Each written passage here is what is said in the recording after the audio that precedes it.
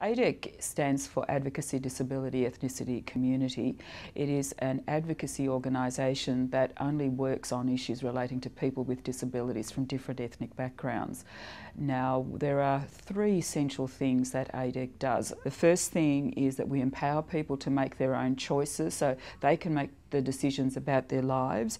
We try and include people in the rest of society, and we, very importantly, build bridges between people in ethnic communities, people with disabilities and the service systems, and also the other way around. The program at Parenting Research Centre, this early days program, ticks all the boxes. Ultimately, the languages that we selected was Vietnamese, Chinese, Korean, Turkish and Arabic, and they're now part of the package. First of all, we had the English version of the material. Now, the English version then needed to be put in such ordinary English that any person in the street would understand. Then that is translated into a particular ethnic language. Then it came back and we used some of the people at ADEC from those particular ethnic groups to go over the translations. And they went through it with a fine-tooth comb as if they were the parents who were going to be reading this material and learning from it, and then from that they would make annotations and changes. And then it was given back to the original translators for changing, and then it came back. There was a bit of toing and froing, quite a bit, but in the end the document is very good and it will again stand scrutiny, and that's ultimately the test, and the parents have embraced the material, so I think we've done a good job. The kind of thinking that we have confronted at ADEC about autism spectrum disorder are these. Firstly, that you can't identify an autism spectrum disorder because it doesn't exist in some cultures. Some of the other attitudes to autism spectrum disorder is that the child is misbehaving and just a slow developer, and they're just naughty, and they've just got to grow up, and they'll straighten out in years to come. But we know that that's not going to happen. A lot of the services, a lot of the programs that are run for children with autism spectrum disorder are very mainstream, and they really don't take into account the issues that families face where English is not the main language and where they have a different culture that they work with at home. There's the language issues, of course, and there's very few translations except in New South Wales maybe. So there's still a lot of work that service providers and providers and hands-on staff have to do to make themselves acceptable to people who think a little bit differently and speak a different language. Well, for a start, they're all language specific. A lot of the interaction is verbal, and people talk to each other, and that's why it's really important for parents to have access to things like DVDs now.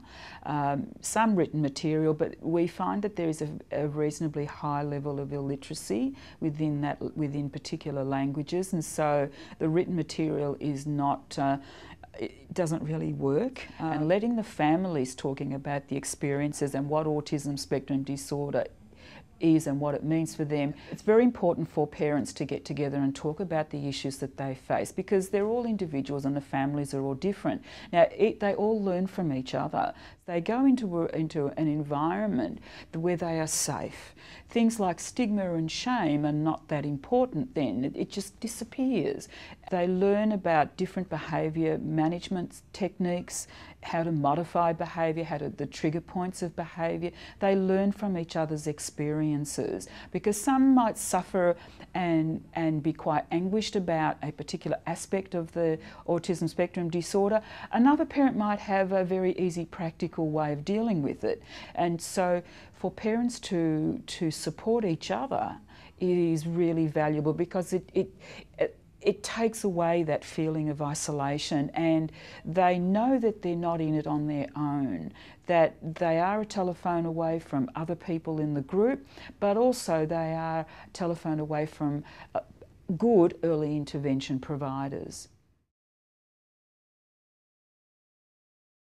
It's very difficult for ethnic families to access information, which is why these workshops are so important. And it is so important to get translated information, either in hard copy or in audio, so that people can listen to them on a DVD or a CD. It's really, really important, because that is a key way of getting information. Also it's important for newspaper articles, for articles in local ethnic press to be written about autism spectrum disorder, because after all, the prevalence is no more, no less than in any other in the white Anglo community. And so it's really important for service providers and PRC to use the various media that is available to them. Now, the families that we have come across value what they get out of the workshops, because it is in their language.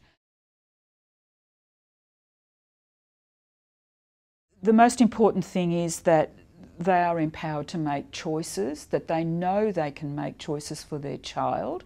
To me, that is really, really important, that they do have the right to make decisions for their child. The second most important thing is that bridge building aspect. They are comfortable in going to a professional, and they will know the sorts of questions to ask, and they will know who to go and talk to. And if they're not satisfied, or they think that they're not being given good information, they can continue to ask until they are satisfied that they get the information that they need to make the choices. So they're the two things that I think that parents get. The third one, equally important, is the parents know they're not alone.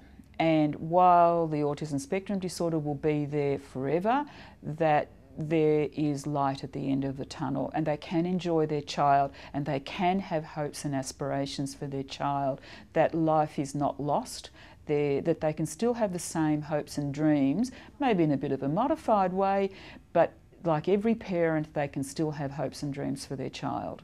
That's really important.